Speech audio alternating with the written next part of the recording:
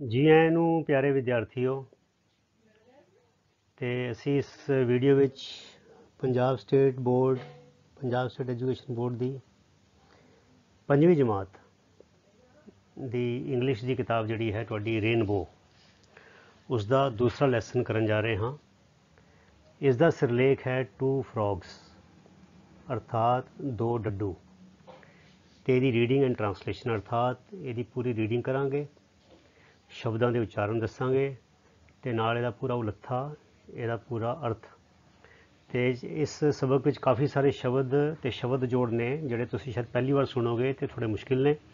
ਉਹਨਾਂ ਦੇ ਅਰਥ ਮੈਂ ਨਾਲ ਸਮਝਾਵਾਂਗਾ ਸਾਰੇ।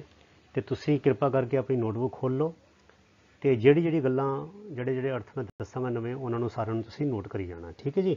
ਤੇ ਆਪਣੇ ਸ਼ਬਦਾਂ ਦੇ ਭੰਡਾਰ 'ਚ ਵਾਧਾ ਕਰੀ ਜਾਣਾ। ਆਓ ਸ਼ੁਰੂ ਕਰੀਏ ਹੁਣ। ਫਰੌਗ ਪਾਲਾ ਐਂਡ ਹਿਜ਼ ਵਾਈਫ ਬੀਰੋ। ਇਹ ਦੇਖੋ ਪੀ ਕੈਪੀਟਲ ਹੈਗਾ ਤੇ ਇਹ ਕੀ ਹੋ ਗਿਆ, ਪ੍ਰੋਪਰ ਨਾਊਨ ਹੋ ਗਿਆ। ਇਹਨੂੰ ਕਹਿੰਦੇ ਖਾਸ ਨਾਮ, ਤੇ ਇੱਥੇ ਬੀ ਵੱਡਾ, ਇਹ ਵੀ ਕੀ ਹੋ ਗਿਆ, ਪ੍ਰੋਪਰ ਨਾਊਨ ਖਾਸ ਨਾਮ, ਅਰਥਾਤ ਇਹ ਨਾਂ ਹੈਗਾ। ਇਹ ਜਿਹੜੀ ਮਾਦਾ ਡੱਡੂ ਹੈ ਉਹਦੀ ਪਤਨੀ ਦਾ ਨਾਮ ਬੀਰੋ ਹੈ, ਤੇ ਪਾਲਾ ਜਿਹੜਾ ਹੈਗਾ ਉਹ ਡੱਡੂ ਜਿਹੜਾ ਮਰਦ ਹੈਗਾ, ਠੀਕ ਹੈ। ਸੋ ਫਰੌਗ ਪਾਲਾ ਐਂਡ ਹਿਜ਼ ਵਾਈਫ, ਉਹਦੀ ਪਤਨੀ ਬੀਰੋ, ਲਿਵਡ ਨੀਅਰ ਦੀ ਪੌਂਡ। ਪੌਂਡ ਦਾ ਮਤਲਬ ਹੁੰਦਾ ਬੱਚੋ ਤਲਾਅ ਜਾਂ ਛੱਪੜ ਕਹਿ ਲਓ ਜਾਂ ਟੋਬਾ ਕਹਿ ਲਓ, ਠੀਕ ਹੈ। ਮੈਂ ਤਲਾਅ ਲਿਖਿਆ, ਤੁਸੀਂ ਟੋਬਾ ਛੱਪੜ ਪਿੰਡਾਂ 'ਚ ਹੁੰਦਾ ਹੀ ਹੈ। ਨੀਅਰ ਮੈਨੇ ਹੁੰਦਾ ਲਾਗੇ, ਸੋ ਨੀਅਰ ਦਾ ਪੌਂਡ ਦਾ ਮਤਲਬ ਕੀ ਹੋਇਆ, ਤਲਾਅ ਦੇ ਲਾਗੇ। ਲਿਵਡ ਮੈਨੇ ਰਹਿੰਦੇ ਸੀ। ਇਨ ਆ ਵਿਲੇਜ, ਵਿਲੇਜ ਹੁੰਦਾ ਪਿੰਡ, ਇਹ ਵਿਲੇਜ ਇੱਕ ਪਿੰਡ। ਸੋ ਇਹ ਲਾਈਨ ਦਾ ਕੀ ਬਣ ਗਿਆ, ਇੱਕ ਪਿੰਡ ਵਿੱਚ ਤਲਾਅ ਦੇ ਲਾਗੇ ਡੱਡੂ ਪਾਲਾ ਅਤੇ ਉਹਦੀ ਪਤਨੀ ਬੀਰੋ ਰਹਿੰਦੇ ਸੀ। ਦੇਖੋ ਤਲਾਅ ਲਾਗੇ ਰਹਿੰਦੇ, ਠੀਕ ਹੈ ਬੱਚਿਓ। ਬੜਾ ਮੈਂ ਹੌਲੀ ਹੌਲੀ ਬੋਲ ਰਿਹਾ, ਇੱਕ ਸੈਂਟੈਂਸ ਤੁਸੀਂ ਚੰਗੀ ਤਰ੍ਹਾਂ ਜਿੱਥੇ ਲੋੜ ਪਵੇ ਵੀਡੀਓ ਨੂੰ ਪੌਜ਼ ਕਰਕੇ ਨੋਟ ਕਰੀ ਜਾਣਾ। ਆ ਫਿਊ ਈਅਰਸ ਬੈਕ, ਠੀਕ ਹੈ। ਈਅਰ ਮੈਨੇ ਹੁੰਦਾ ਸਾਲ, ਈਅਰਸ ਮੈਨੇ ਬਹੁਵਚਨ। ਆ ਫਿਊ ਈਅਰਸ ਮੈਨੇ ਕੁਝ ਸਾਲ, ਬੈਕ ਮੈਨੇ ਪਿੱਛੇ, ਕੁਛ ਸਾਲ ਪਿੱਛੇ ਅਰਥਾਤ ਕੁਛ ਸਾਲ ਪਹਿਲਾਂ। ਦੇਅਰ ਵਰ, ਉੱਥੇ ਸੀ। ਦੇਅਰ ਮੈਨੇ ਉੱਥੇ, ਵਰ ਮੈਨੇ ਸੀ, ਮੈਨੀ ਮੈਨੇ ਬਹੁਤ, ਟਰੀ ਮੈਨੇ ਰੁੱਖ। ਬਹੁਤ ਸਾਲ ਪਹਿਲੇ, ਕੁਝ ਸਾਲ ਪਹਿਲੇ ਉੱਥੇ ਬਹੁਤ ਸਾਰੇ ਰੁੱਖ ਸੀ। ਕਿੱਥੇ, ਅਰਾਊਂਡ ਦੀ ਪੌਂਡ। ਪੌਂਡ ਮੈਨੇ ਤਲਾਅ, ਅਰਾਊਂਡ ਦੀ ਪੌਂਡ। ਹੁਣ ਦੇਖੋ ਬੱਚੇ, ਇੱਥੇ ਸੀ ਨੀਅਰ ਦੀ ਪੌਂਡ। ਨੀਅਰ ਦਾ ਪੌਂਡ ਦਾ ਮਤਲਬ ਕੀ ਹੋਇਆ, ਪੌਂਡ ਦੇ ਲਾਗੇ, ਤਲਾਅ ਦੇ ਲਾਗੇ। ਤੇ ਅਰਾਊਂਡ ਦਾ ਪੌਂਡ ਦਾ ਮਤਲਬ ਕੀ ਹੋਇਆ, ਤਲਾਅ ਦੇ ਆਲੇ ਦੁਆਲੇ। ਅਰਾਊਂਡ ਹੁੰਦਾ ਆਲੇ ਦੁਆਲੇ, ਪੂਰਾ ਰਾਊਂਡ ਮਾਰਿਆ ਹੋਵੇ।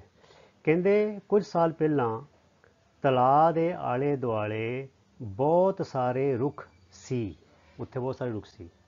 ਤੇ ਕੀ ਸੀ, it was a cool and calm place to live ਇਨ।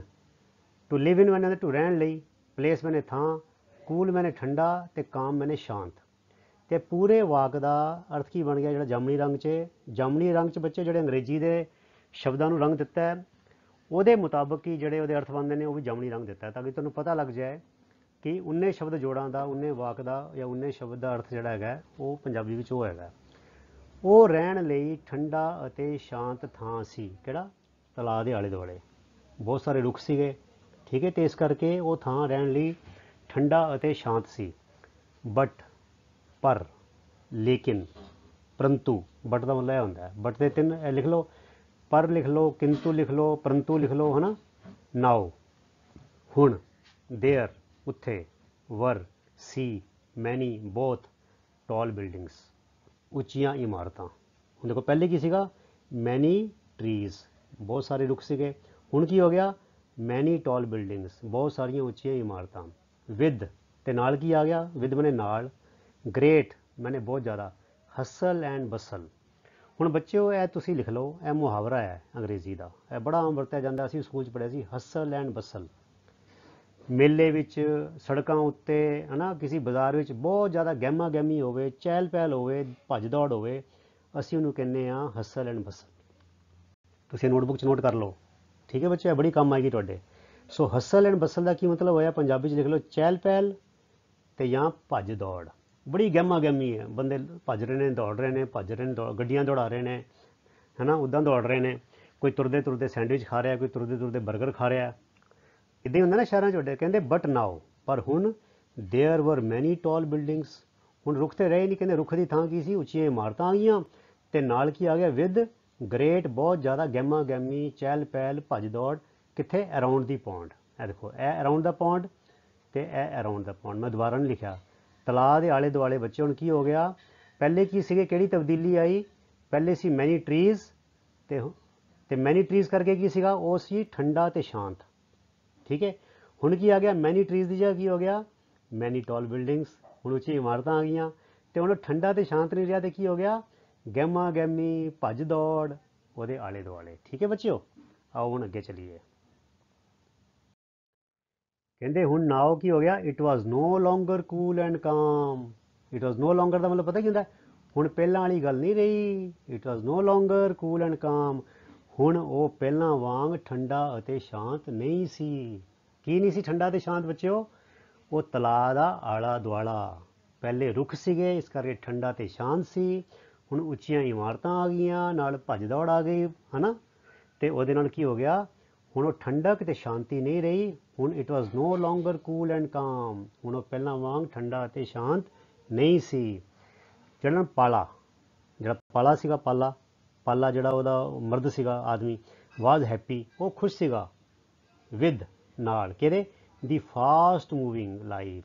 ਹੁਣ ਬੱਚੇ ਇਹ ਵੀ ਇੱਕ ਇਹ ਮੁਹਾਵਰਾ ਟਾਈਪ ਹੀ ਹੈ, ਫਾਸਟ ਮੂਵਿੰਗ ਲਾਈਫ।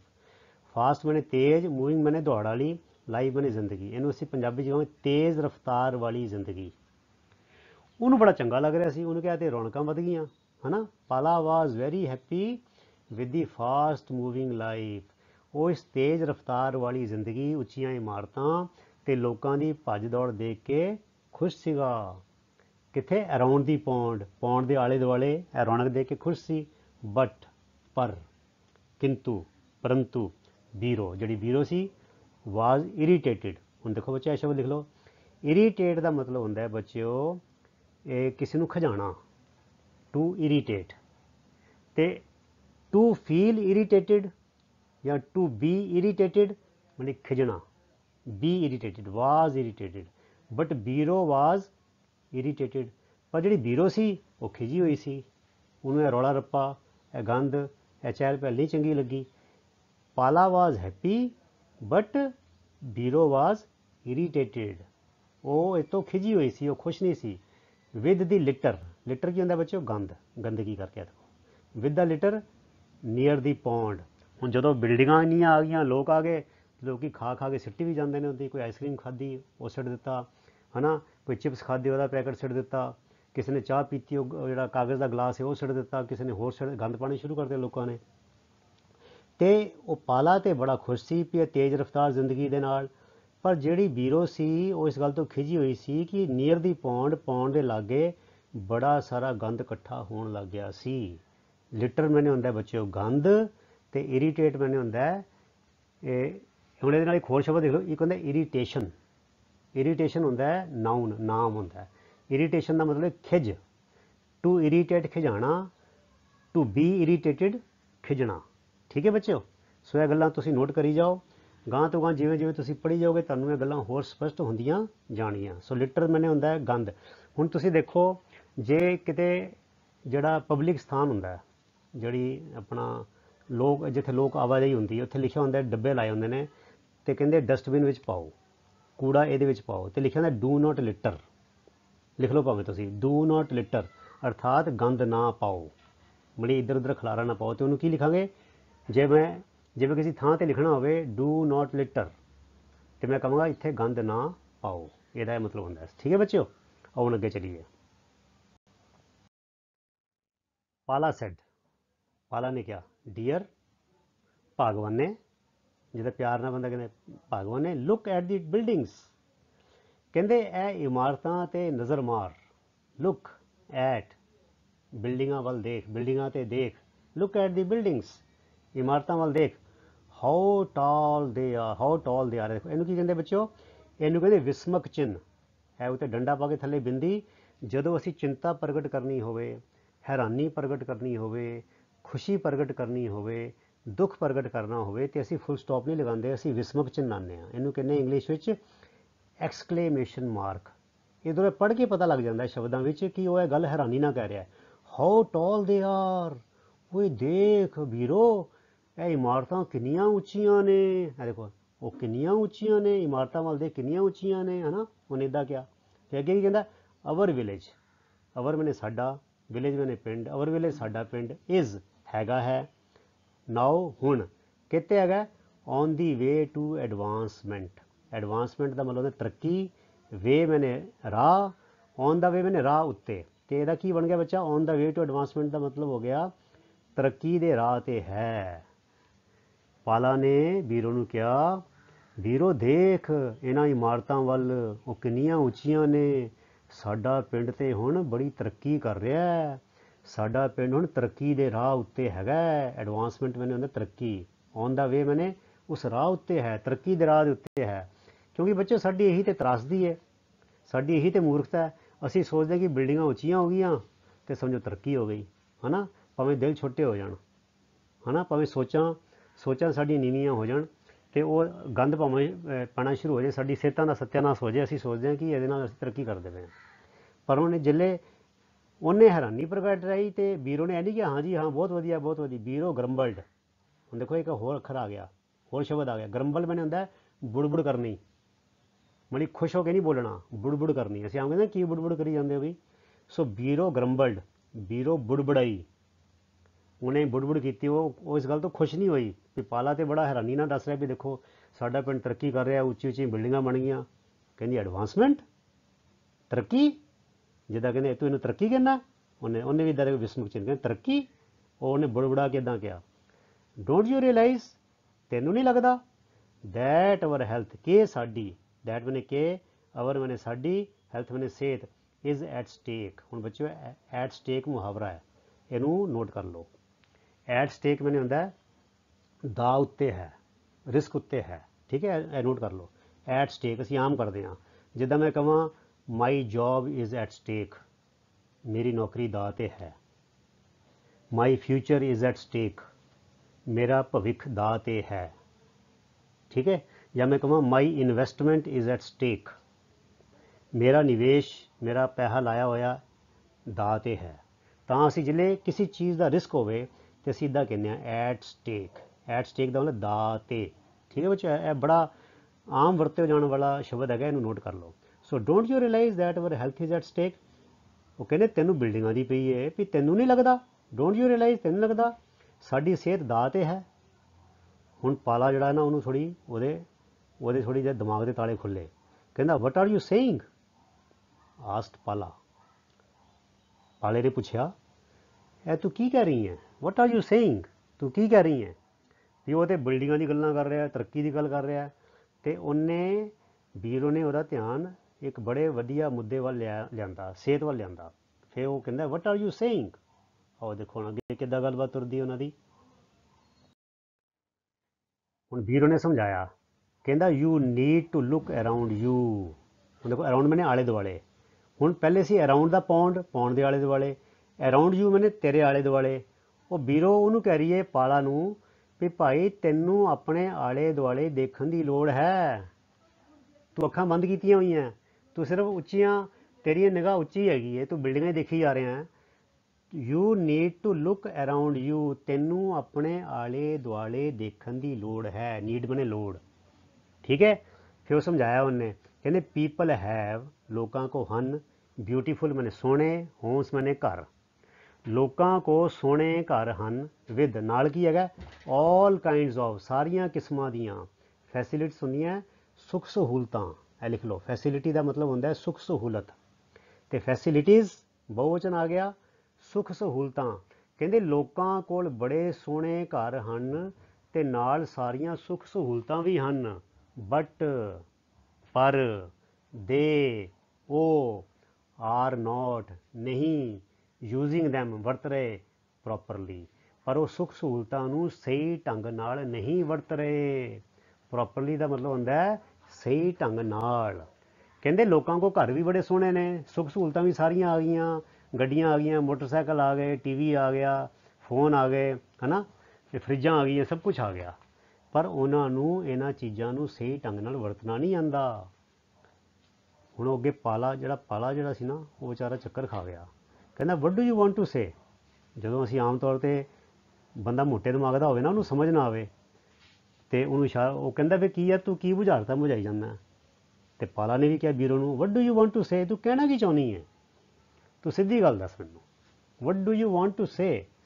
ਉਹਨੇ ਤੇ ਕਹਿ ਦਿੱਤਾ, ਸਮਝਾ ਦਿੱਤਾ, ਪਰ ਪਾਲਾ ਦਾ ਧਿਆਨ ਤੇ ਸਿਰ ਉੱਥੇ ਸੀ ਬਿਲਡਿੰਗਾਂ ਵੱਲ, ਹੈ ਨਾ, ਤੇ ਉਹਦੇ ਵੱਲ ਕੀ ਕਹਿੰਦੇ ਦੌੜ ਭੱਜ ਵੱਲ। ਤੇ ਉਹ ਕਹਿੰਦਾ what do you want to say, ਤੂੰ ਕੀ ਕਹਿਣਾ ਚਾਹੁੰਦੀ ਹੈ। ਵੀਰੋ ਰਿਸਪੋਂਡਿਡ। ਵੀਰੋ ਰਿਸਪੋਂਡ ਦਾ ਮਤਲਬ ਹੁੰਦਾ ਬੱਚੋ ਪ੍ਰਤੀਕਰਮ ਕਰਨਾ, ਜਵਾਬ ਦੇਣਾ, ਕਿਸੇ ਗੱਲ ਦੀ ਕ੍ਰਿਆ ਦੀ ਪ੍ਰਤੀਕਿਰਿਆ ਕਰਨੀ, ਉਹਨੂੰ ਕਹਿੰਦੇ ਰਿਸਪੋਂਡ। ਵੀਰੋ ਰਿਸਪੋਂਡਿਡ। ਫਿਰ ਵੀਰੋ ਨੇ ਇਹਦਾ ਮੋੜਵਾਂ ਜਵਾਬ ਦਿੱਤਾ, ਉਹਨੂੰ ਸਮਝਾਇਆ। ਕਹਿੰਦੇ they are note using there toilets. ਕਹਿੰਦੇ ਉਹ ਆਪਣੇ ਟੋਇਲਟਾਂ ਦੀ ਵਰਤੋਂ ਤੇ ਕਰਦੇ ਹੀ ਨਹੀਂ ਪਏ। ਕਿੰਨੀ ਹੈਰਾਨੀ ਦੀ ਗੱਲ ਹੈ, ਲੋਕਾਂ ਕੋਲ ਘਰ ਵੱਡੇ, ਹੈ ਨਾ, TV ਵੀ ਹੈਗਾ, ਫਰਿੱਜ ਵੀ ਹੈਗਾ, ਪਰ ਟੋਇਲਟ ਬਣਾਈ ਨਹੀਂ, ਜੇ ਬਣਾਈਏ ਤਾਂ ਵਰਤਦੇ ਨਹੀਂ ਹੈਗੇ। ਬੜੀ ਬਾਕੀ ਚੀਜ਼ਾਂ ਵਰਤੀ ਜਾ ਰਹੇ ਨੇ, ਟੋਇਲਟ ਨਹੀਂ ਵਰਤਦੇ। ਤੇ ਉਹ ਕੀ ਕਰਦੇ ਨੇ, ਉਹ ਅੱਗੇ ਆਏਗਾ ਕੀ ਕਰਦੇ, ਕਹਿੰਦੇ ਵਟ ਐਕਸਕਲੇਮਡ ਪਾਲਾ। ਹੁਣ ਐਕਸਕਲੇਮ ਦਾ ਮਤਲਬ ਕੀ ਹੈ ਬੱਚੋ, ਉਹ ਜਿੱਦਾਂ ਨਾ ਉਹ ਟੱਪਿਆ ਇੱਕਦਮ, ਹੈਰਾਨ ਹੋਇਆ, ਕਹਿੰਦੇ ਵਟ ਕੀ, ਮਤਲਬ ਕਿ ਜਿੱਦਾਂ ਉਹਨੂੰ ਹੈਰਾਨ ਹੋਇਆ, ਜਿੱਦਾਂ ਵੀ ਉਹਨੂੰ ਇਸ ਗੱਲ ਦਾ ਪਤਾ ਹੀ ਨਹੀਂ ਸੀਗਾ, ਠੀਕ ਹੈ ਨਾ। ਵਟ ਐਕਸਕਲੇਮਡ ਪਾਲਾ। ਐਕਸਕਲੇਮਡ ਉਹਨੇ ਹੈਰਾਨ ਹੋ ਕੇ ਉਹਨੇ ਕਿਹਾ। ਵੀਰੋ ਕੰਟੀਨਿਊਡ। ਕੰਟੀਨਿਊ ਮੈਨੇ ਹੁੰਦਾ ਜਾਰੀ ਰੱਖਣਾ, ਕੰਟੀਨਿਊਡ ਜਾਰੀ ਰੱਖਿਆ, ਅਰਥਾਤ ਵੀਰੋ ਨੇ ਆਪਣੀ ਗੱਲ ਜਾਰੀ ਰੱਖੀ। ਫਿਰ ਅੱਗੇ ਦੇ ਡੈਫੀਕੇਟ। ਡੈਫੀਕੇਟ ਮੈਨੇ ਪਤਾ ਬੱਚੋ ਕੀ ਹੁੰਦਾ ਹੈ, ਡੈਫੀਕੇਟ ਹੁੰਦਾ ਹੈ ਹੱਗਣਾ ਮੂਤਣਾ, ਟੱਟੀ ਕਰਨੀ, ਜੰਗਲ ਪਾਣੀ ਕਰਨਾ, ਡੈਫੀਕੇਟ। ਇਹਨੂੰ ਕਹਿੰਦੇ ਜਿਹੜੇ ਅਸੀਂ ਲੈਟਰਿਨ ਕਰਦੇ ਹਾਂ, ਆਪਣਾ ਮਲ ਮੂਤਰ ਤਿਆਗਦੇ ਹਾਂ, ਉਹਨੂੰ ਮੂਤਰ ਨਹੀਂ, ਮੂਤਰ ਨੂੰ ਅਸੀਂ ਕਹਿੰਦੇ ਹਾਂ, ਮੂਤਰ ਤਿਆਗਣ ਨੂੰ ਕਹਿੰਦੇ ਯੂਰੀਨੇਟ, ਅਤੇ ਜਿਹੜਾ ਮਲ ਤਿਆਗਦੇ ਹਾਂ ਆਪਾਂ, ਟੱਟੀ ਕਰਦੇ ਹਾਂ, ਉਹਨੂੰ ਕਹਿੰਦੇ ਡੈਫੀਕੇਟ, ਠੀਕ ਹੈ। ਅਤੇ ਇਸ ਕਿਰਿਆ ਨੂੰ ਕਿਹਾ ਜਾਂਦਾ ਡੈਫੀਕੇਸ਼ਨ, ਠੀਕ ਹੈ ਬੱਚੋ। ਇਹ ਹੁਣ ਇਹ ਸ਼ਬਦ ਦੇਖ ਲਓ, ਨੋਟ ਕਰ ਲਓ, ਬੜਾ ਇੰਪੋਰਟੈਂਟ ਸ਼ਬਦ ਹੈ ਡੈਫੀਕੇਟ, ਠੀਕ ਹੈ। ਕਹਿੰਦੇ ਦੇ ਡੈਫੀਕੇਟ ਇਨ ਦਾ ਓਪਨ। ਕਹਿੰਦੇ ਉਹ ਆਪਣਾ ਜੰਗਲ ਪਾਣੀ ਜਿਹੜਾ ਖੁੱਲ੍ਹੇ ਥਾਂ 'ਤੇ ਕਰਦੇ ਨੇ, ਖੁੱਲ੍ਹੇ 'ਚ ਜਾ ਕੇ ਜੰਗਲ ਪਾਣੀ ਕਰਦੇ ਨੇ, ਠੀਕ ਹੈ ਨਾ।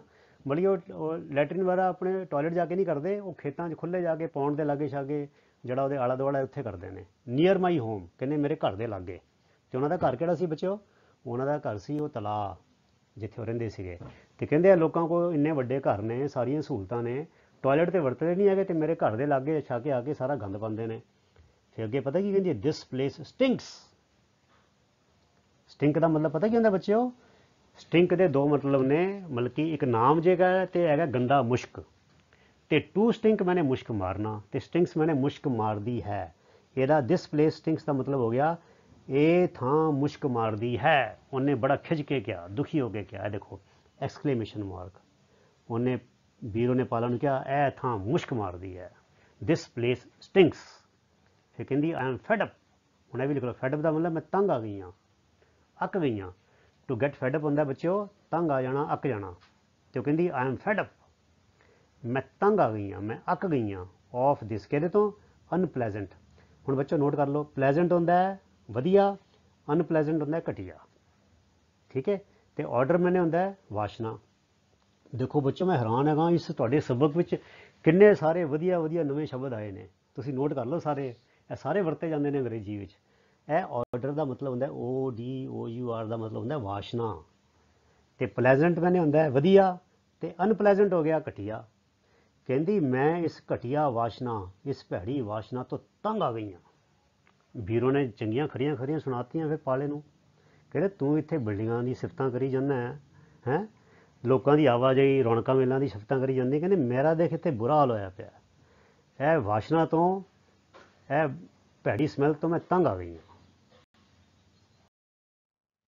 ਫਿਰ ਕਹਿੰਦੇ ਅੱਗੇ ਉਹਨੇ ਹੋਰ ਸਮਝਾਇਆ, ਕਹਿੰਦੇ they are not even afraid of the danger they are going to face.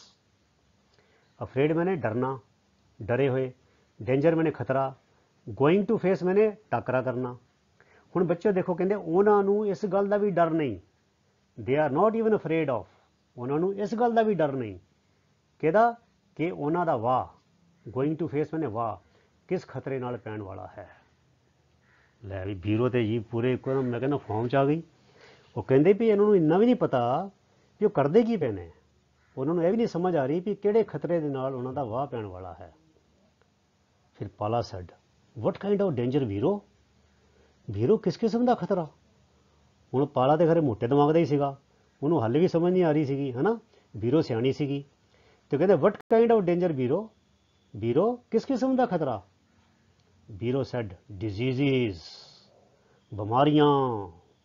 ਕਹਿੰਦੀ ਹਾਊ ਕੈਨ ਵੀ ਫੋਰਗੇਟ, ਅਸੀਂ ਕਿਵੇਂ ਭੁੱਲ ਸਕਦੇ ਹਾਂ?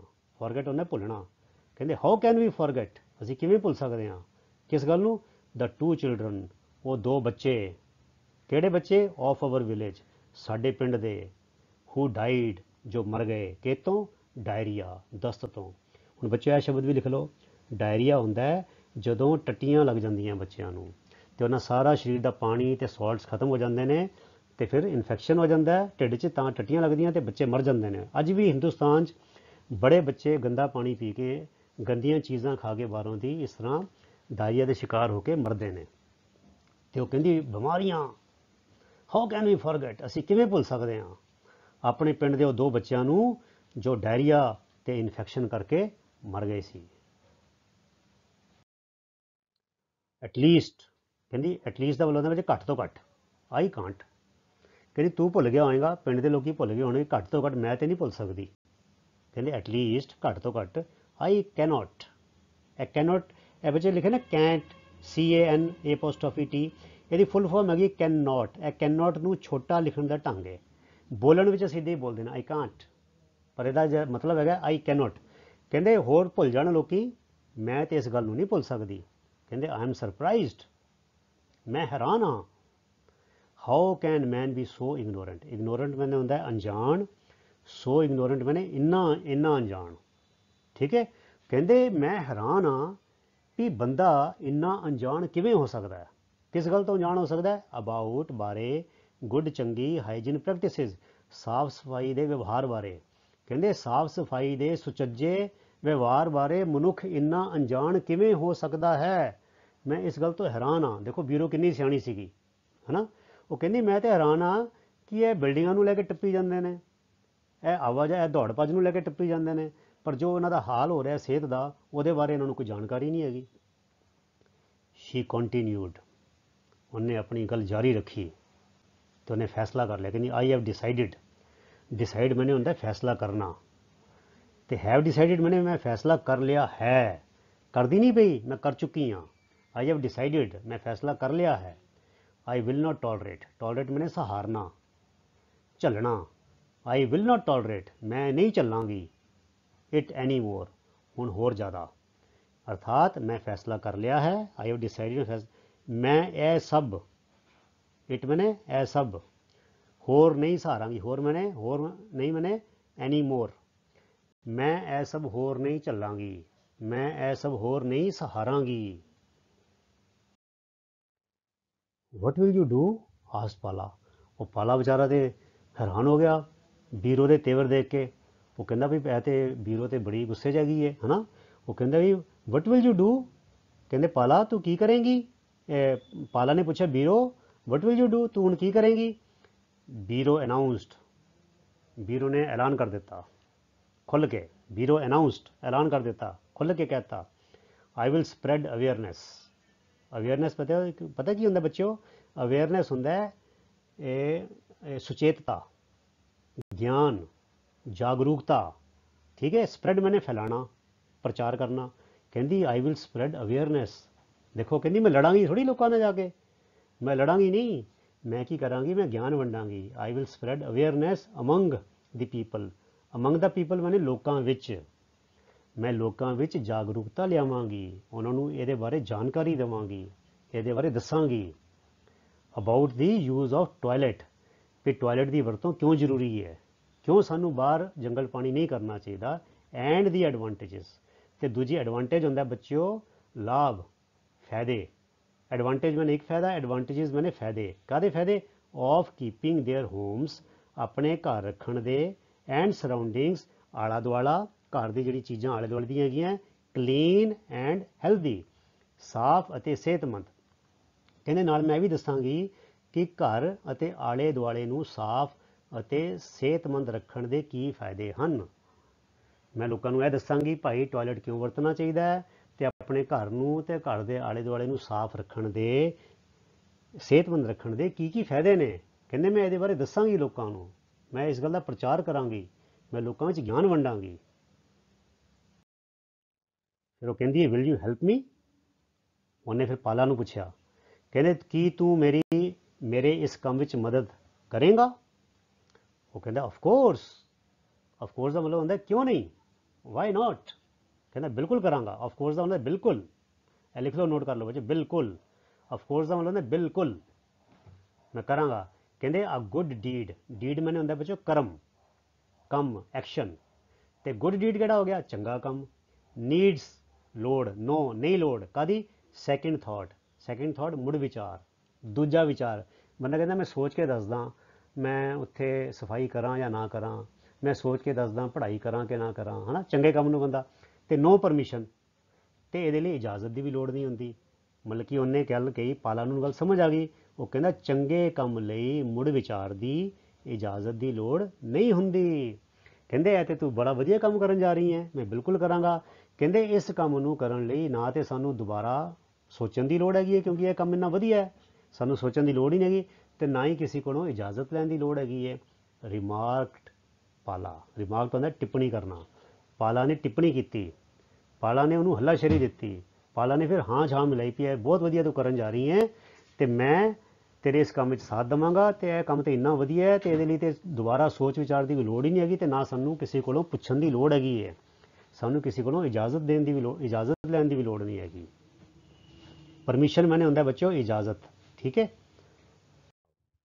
ਤੇ ਕਹਿੰਦੇ ਬੋਥ ਆਫ ਦੈਮ, ਉਹ ਦੋਨੋਂ, ਵਰ ਵੈਰੀ ਹੈਪੀ, ਹੁਣ ਬੜੇ ਖੁਸ਼ ਸੀਗੇ, ਐਜ਼ ਕਿਉਂਕਿ ਦੇ ਉਹਨਾਂ ਨੇ ਹੈਡ ਫਾਊਂਡ ਮੈਨੇ ਲੱਭ ਲਿਆ ਸੀ, ਕੀ? ਦੀ ਸੋਲਿਊਸ਼ਨ, ਹੱਲ। ਟੂ ਆ ਡੈਡਲੀ ਪ੍ਰੋਬਲਮ ਇਹਨਾਂ ਦੇ ਵਿੱਚ ਸਮੱਸਿਆ, ਡੈਡਲੀ ਮੈਨੇ ਮਾਰੂ, ਖਤਰਨਾਕ, ਡੈਡਲੀ ਪ੍ਰੋਬਲਮ ਮਾਰੂ ਸਮੱਸਿਆ, ਖਤਰਨਾਕ ਸਮੱਸਿਆ, ਵੱਡੀ ਸਮੱਸਿਆ ਦਾ ਹੱਲ ਲੱਭ ਲਿਆ ਸੀ। ਕਹਿੰਦੇ ਉਹ ਦੋਨੋਂ ਬੜੇ ਖੁਸ਼ ਸੀਗੇ ਕਿਉਂਕਿ ਉਹਨਾਂ ਨੇ ਇੱਕ ਬੜੀ ਵੱਡੀ ਮਾਰੂ ਸਮੱਸਿਆ ਦਾ ਹੱਲ ਇਸ ਤਰ੍ਹਾਂ ਲੱਭ ਲਿਆ ਸੀ। ਸੋ ਪਿਆਰੇ ਵਿਦਿਆਰਥੀਓ, ਇਹ ਬੜੀ ਅੱਛੀ ਕਹਾਣੀ ਸੀ, ਬੜੀ ਸੋਹਣੀ ਕਹਾਣੀ ਸੀ। ਦੋ ਡੱਡੂਆਂ ਰਾਹੀਂ ਦੇਖੋ ਸਾਨੂੰ ਕਿੰਨਾ ਵਧੀਆ ਸਬਕ ਸਾਫ਼ ਸਫਾਈ ਬਾਰੇ ਸਾਨੂੰ ਇਸ ਲੈਸਨ ਰਾਹੀਂ ਮਿਲਿਆ ਹੈ। ਸੋ ਇਹ ਸਬਕ ਦੀ ਸਮਾਪਤੀ ਇੱਥੇ ਹੁੰਦੀ ਹੈ। ਇਸ ਸਬਕ ਵਿੱਚ ਅਸੀਂ ਬੱਚਿਓ ਕੀ ਕੀਤਾ? ਰੀਡਿੰਗ ਕੀਤੀ, ਹੈ ਨਾ, ਅਸੀਂ ਉਚਾਰਨ ਸਿੱਖਿਆ ਅਤੇ ਨਾਲ ਉਲੱਥਾ ਟਰਾਂਸਲੇਸ਼ਨ ਅਨੁਵਾਦ ਕੀਤਾ, ਅਤੇ ਨਾਲ ਜਿਹੜੇ ਔਖੇ ਸ਼ਬਦ ਸੀਗੇ, ਔਖੇ ਸ਼ਬਦ ਜੋੜ ਸੀਗੇ, ਉਹਨਾਂ ਦੇ ਅਰਥ ਸਿੱਖੇ। ਅਤੇ ਮੈਂ ਆਸ ਕਰਦਾ ਹਾਂ, ਮੈਨੂੰ ਇਸ ਗੱਲ ਦੀ ਪੂਰੀ ਉਮੀਦ ਹੈ ਕਿ ਤੁਸੀਂ ਉਹ ਸਾਰੇ ਸ਼ਬਦ ਅਤੇ ਸ਼ਬਦ ਜੋੜ ਉਹਨਾਂ ਦੇ ਅਰਥਾਂ ਸਮੇਤ ਆਪਣੀ ਨੋਟਬੁੱਕ ਵਿੱਚ ਲਿਖ ਲਏ ਹੋਣਗੇ। ਅਤੇ ਮੈਂ ਇਸ ਗੱਲ ਦੀ ਵੀ ਆਸ ਕਰਦਾ ਕਿ ਤੁਸੀਂ ਇਸ ਲੈਸਨ ਨੂੰ ਇਹ ਵੀਡੀਓ ਰਾਹੀਂ ਚੰਗੀ ਤਰ੍ਹਾਂ ਸਿੱਖ ਲਿਆ ਹੋਵੇਗਾ ਅਤੇ ਸਮਝ ਲਿਆ ਹੋਵੇਗਾ। ਅਗਲੇ ਵੀਡੀਓਜ਼ ਵਿੱਚ ਇਸੀ ਲੜੀ ਨੂੰ ਜਾਰੀ ਰੱਖਦੇ ਹੋਏ ਇਹਦੀ ਐਕਸਰਸਾਈਜ਼ ਵੀ ਕਰਾਂਗੇ, ਅਤੇ ਹੋਰ ਅੱਗੇ ਜਿਹੜੇ ਲੈਸਨਸ ਨੇ ਬਚਦੇ ਉਹ ਵੀ ਇਸੀ ਤਰ੍ਹਾਂ ਅਸੀਂ ਕਰਦੇ ਰਹਾਂਗੇ। ਤੁਸੀਂ ਚੈਨਲ ਨੂੰ ਸਬਸਕ੍ਰਾਈਬ ਕਰੋ, ਵੀਡੀਓਜ਼ ਨੂੰ ਲਾਈਕ ਅਤੇ ਸ਼ੇਅਰ ਕਰੋ, ਅਤੇ ਆਪਣੇ ਹੋਰ ਦੂਜੇ ਵਿਦਿਆਰਥੀਆਂ ਨੂੰ ਦੱਸੋ ਕਿ 6ਵੀਂ ਔਰ 7ਵੀਂ ਦੇ ਅੰਗਰੇਜ਼ੀ ਦੇ ਲੈਸਨ ਵੀ ਇਸੀ ਤਰ੍ਹਾਂ ਪਾਏ ਜਾ ਰਹੇ ਹਨ। 6ਵੀਂ ਦੇ ਮੈਥ ਦੇ ਸਵਾਲ ਵੀ ਹੁਣ ਪਾਣੇ ਸ਼ੁਰੂ ਕਰ ਦਿੱਤੇ ਹਨ, ਅਤੇ 8ਵੀਂ 9ਵੀਂ 10ਵੀਂ ਦੇ ਗਣਿਤ ਦੇ ਮੈਥ ਦੇ ਸਾਰੇ ਸਵਾਲ ਹੱਲ ਕਰਕੇ ਪਹਿਲਾਂ ਹੀ ਪਾਏ ਜਾ ਚੁੱਕੇ ਹਨ। ਅਤੇ ਜੇ ਤੁਹਾਡੇ ਘਰ ਵਿੱਚ ਕੋਈ ਵੱਡੇ ਭੈਣ ਭਰਾ ਹੋਣ, ਤੁਸੀਂ ਉਹਨਾਂ ਨੂੰ ਵੀ ਇਸ ਚੈਨਲ ਬਾਰੇ ਜਾਣਕਾਰੀ ਦਿਓ ਜੀ। ਤੁਹਾਡਾ ਸਾਰਿਆਂ ਦਾ ਬਹੁਤ ਬਹੁਤ ਧੰਨਵਾਦ। ਰੱਬ ਰਾਖਾ। Thank you very much. God bless you all.